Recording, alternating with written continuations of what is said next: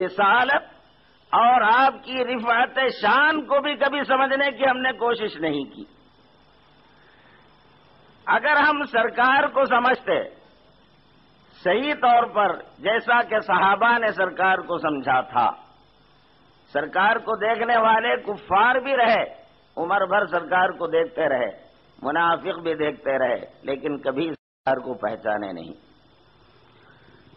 ابو جہل اندھا کہاں دیکھا محمد کو صلی اللہ علیہ وسلم، جو صدیقوں نے دیکھی ہے وہ صورت ہے محمد کی۔ تو سرکار کی صورت صدیقوں کو، اللہ والوں کو، صحابہ کو کیا نظر آیا تھا، اور ابا لہب، ابو جہل وغیرہ کو کیا دکھا تھا؟ تو نظر نظر کا فرق ہوتا ہے۔ جو اعتبار اپنے میں لیا ہوا ہوتا ہے آدمی، اسی اعتبار سے اس کو چیزیں نظر آتی ہیں۔ تو رسول اکرم صلی اللہ علیہ وسلم کو پہچاننا اور آپ کے طفیل میں اللہ کو پہچاننا، آپ کے واسطے سے اللہ کو پہچاننا، یہ دونوں ہم امت کا لازمی ہمارا فریضہ ہے۔ یہ ہم پر لازم ہے کہ ہم سب سے پہلے اپنے آقا کو پہچانیں، اور پھر اپنے رب کو پہچانیں، پھر خود کو پہچانیں ہم خود کون ہیں۔ جب تک یہ چیزیں ہم نہیں سیکھیں گے، دین کا علم سیکھنا، دین سیکھنا کا ہمارا مفہوم کیا ہے؟ یسرن قرآن سیکھ لیے، قرآن پڑھنا آ گیا تو ہم سمجھتے کہ دین سیکھ گئے۔ دوستو، یہ دین سیکھنا نہیں ہوتا، یہ تو قرآن مجید جو اللہ کا کلام ہے پڑھنا سیکھ گئے، بہت اچھا کرے، کم سے کم پڑھنا تو آ گیا۔ لیکن دین کیا ہے؟ جو قرآن مجید میں جو بیان ہوا ہے وہ مفہوم دین ہے۔ کیا بیان ہوا ہے؟ سرکار کے بارے میں اللہ کیا فرماتا ہے، خود اپنے بارے میں کیا فرماتا ہے، خود ہمارے بارے میں اللہ کیا بتایا ہے، ہم کبھی اس کو سمجھنے کی ضرورت محسوس نہیں کی۔ اب کچھ سمجھدار طبقہ دین کو سمجھنے کی کوشش کرتے ہیں تو پھر کتابوں کو پڑھ کر کتابوں سے دین سمجھنے کی کوشش کرتے ہیں۔ جیسے قرآن کا ترجمہ چھپ چکا ہے، انگریزی میں، اردو میں، تیلگو میں، ہر زبان میں چھپ چکے ہیں، تو لوگ ترجمہ پڑھ کے یہ سمجھنے کی کوشش کرتے ہیں کہ میں قرآن کو سمجھ گیا۔ اگر ترجمہ پڑھنے سے قرآن آیا ہوتا تو پھر ابو لہب، ابو جہل جو عربی داں تھے وہ لوگ گمراہ کیوں رہے؟ وہ تو عربی جاننے والے تھے، ان کی زبان مادری زبان عربی تھی، پھر وہ لوگ گمراہی میں کیوں رہے؟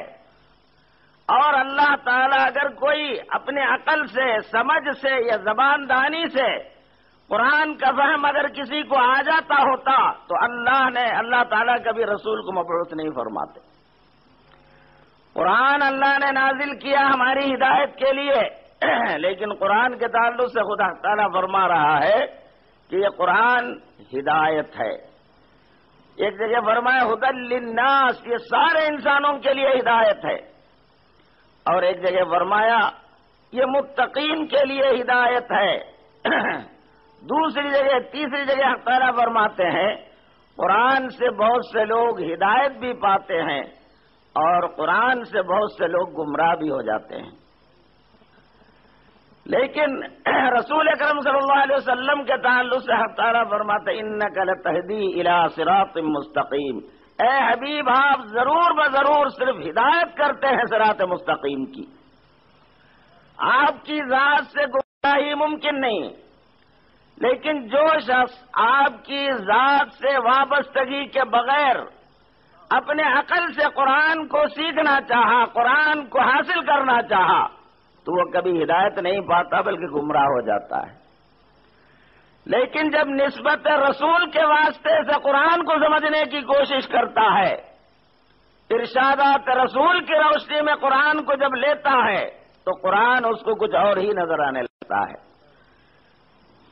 کلام اللہ کا ہے قرآن، کسی کے بھی کلام اگر پڑھتے ہیں تو پڑھنے والے کو جس کا وہ کلام ہوتا ہے اس سے کچھ نہ کچھ تعلق قائم ہو جاتا ہے۔ ہم جو ہے قرآن برسوں سے پڑھتے ہیں، آج تک ہمارا تعلق اللہ سے قوی نہیں ہوا، مضبوط نہیں ہوا، جیسے پہلے تھے ویسی اب بھی۔ قرآن سنتے ہیں ہر رمضان میں، پڑھتے ہیں ہر رمضان میں، پورا قرآن سنتے ہیں، لیکن اندر ہماری کوئی چینجنگ نہیں آتی۔ تو اس کی وجہ کیا ہے؟ قرآن کو جس طرح سمجھنا ہے، جس طرح پڑھنا ہے، ہم نے اس انداز میں اس حق کے ساتھ کبھی نہ پڑھا ہے نہ سمجھا ہے۔ خیر، تفصیلات میں گئے بغیر آج کی جو محفل ہے وہ عظمت رسول میلاد النبی کی محفل ہے۔ سرکار دو جہاں صلی اللہ علیہ وسلم کے ولادت مبارکہ کے سلسلے میں سرکار کی محبت میں آپ ہم سب جمع ہوئے ہیں۔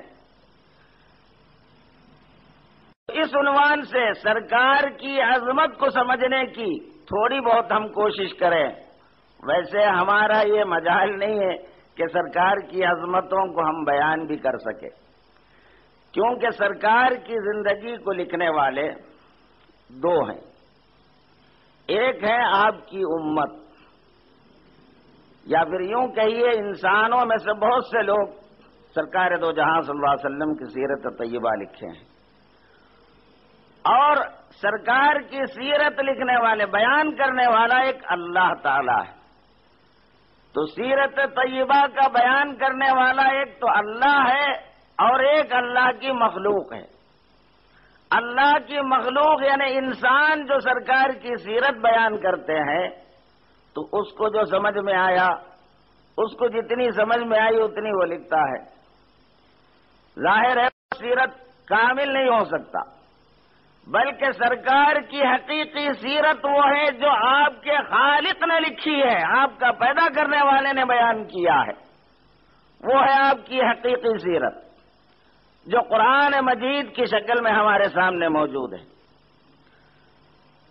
تو قرآن سے سرکار کی عظمت کو اگر ہم سمجھنے کی کوشش کریں گے، سیرت کی کتابوں سے سرکار کو سمجھنے کی کوشش کریں گے، تو مکے میں پیدا ہوئے 13 سال مکی زندگی آپ نے ظلم و ستم سہتے ہوئے گزاری، تبلیغ دین کے لیے کیا کیا مشقتیں جھیلی، کیا کیا تکلیفیں آپ نے اٹھائی، یہ سارے بیانات مکی زندگی، مدنی زندگی، جہاد اور جنگ وغیرہ کے سارے معاملات، نماز، روزے، حج، زکوٰۃ وغیرہ فرض ہونے کی کیفیتیں، آپ کے گھریلو زندگی، ازدواجی زندگی، خارجی زندگی، یہ ساری چیزوں پر لکھنے والوں نے تفصیل سے لکھنے کی بڑی کوشش کی ہے،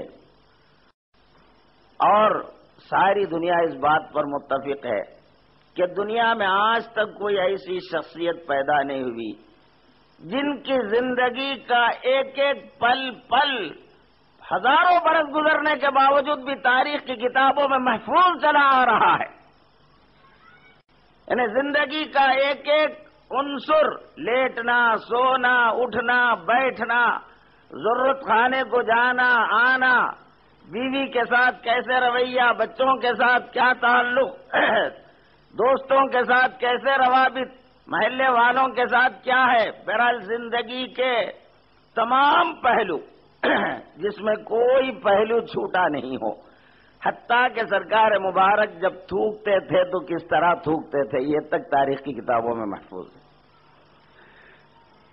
تو کسی بھی شخص، دنیا میں ہزاروں بڑے بڑے لوگ، نامور لوگ، بادشاہوں میں بھی گزرے ہیں، انبیاء علیہم السلام بھی گزرے ہیں، رسول بھی گزرے ہیں، مگر کسی کی تاریخ اتنی محفوظ نہیں ہے جتنے ہمارے آقا سرکار دو جہاں صلی اللہ علیہ وسلم کی تاریخ۔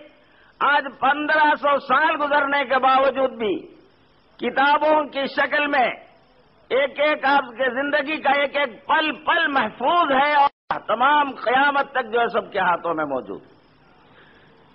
ماننے والے دوست، دشمن بھی اس بات پر قائل ہیں، ماننے، اعتراف کرنا پڑتا ہے، ان کو اعتراف کرتے ہیں کہ ایسی کوئی شخصیت دنیا میں نہیں گزری ہے جن کے زندگی کے تمام پہلو تاریخ کے اوراق میں محفوظ ہو۔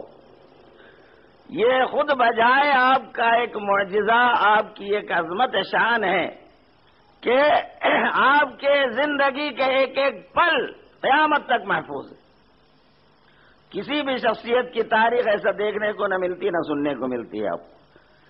تو اس سے خود آپ کو سرکار دو جہاں صلی اللہ علیہ وسلم کی ایک عظمت کا اندازہ ہو سکتا ہے کہ ان کے خالق ان کے زندگی کے کسی بھی پہلو کو آج تک مٹنے نہیں دیا ہے، کائنات پر قائم رکھا ہے کہ قوم کہیں میرے حبیب کے زندگی کے ایک ایک طریقے بھول نہ جائے۔ اس لیے تاریخ کی کتابوں میں آپ کے زندگی کا ایک ایک پل، ایک ایک لمحہ تاریخ کی کتابوں میں آج بھی موجود چلا آ رہا ہے۔ سیرت کی کتابوں میں کئی لکھنے والے مخالفین بھی لکھتے ہیں، موافقین بھی لکھتے ہیں، دوست بھی لکھتے ہیں، دشمن بھی لکھتے ہیں، مگر ہر کوئی آپ کی عظمت کو ماننے پر مجبور ہے۔ کوئی آپ کی شخصیت کا انکار آج تک نہیں کر سکا۔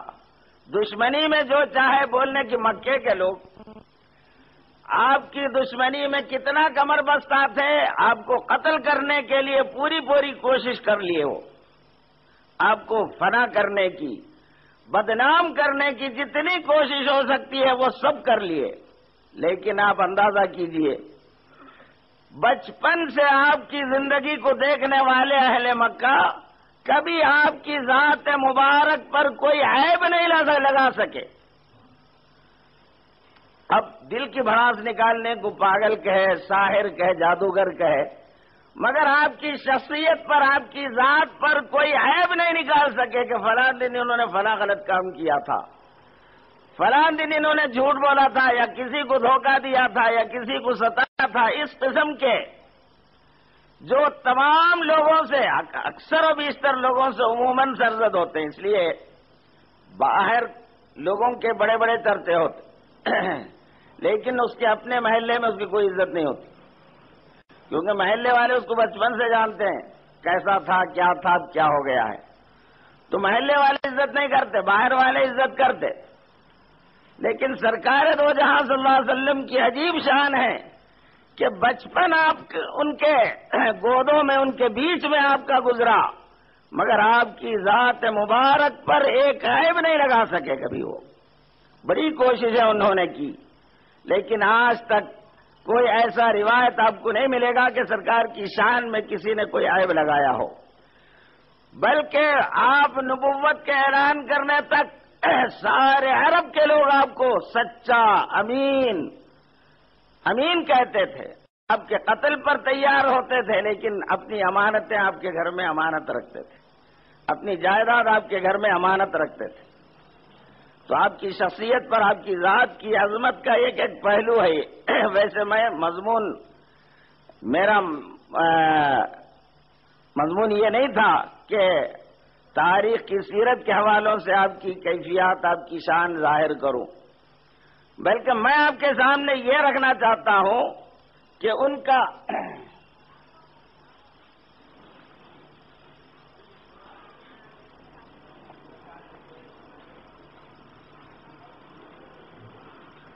کا خالق ان کی شان میں کیا فرمایا ہے، ان کا بنانے والا ان کی کیسی تعریف کیا ہے۔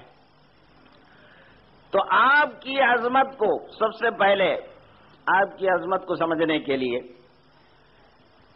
ہم کلمہ پڑھتے ہیں، لا الہ الا اللہ محمد الرسول اللہ۔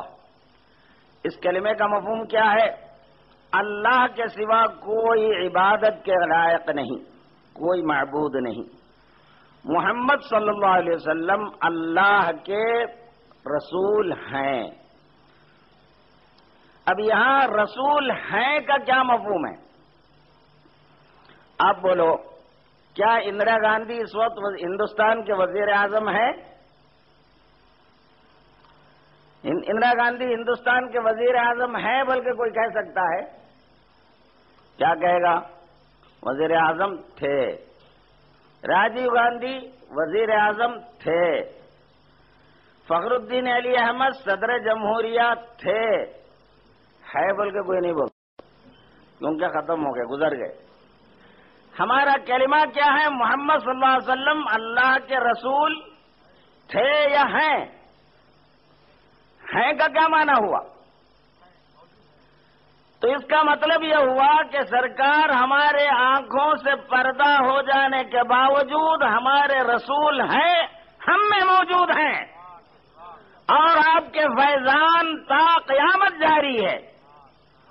اگر موجود نہ ہوتے آپ کی رسالت جاری نہ ہوتی تو کلمہ یہ نہیں ہوتا. کلمہ ہوتا رسول تھے، کان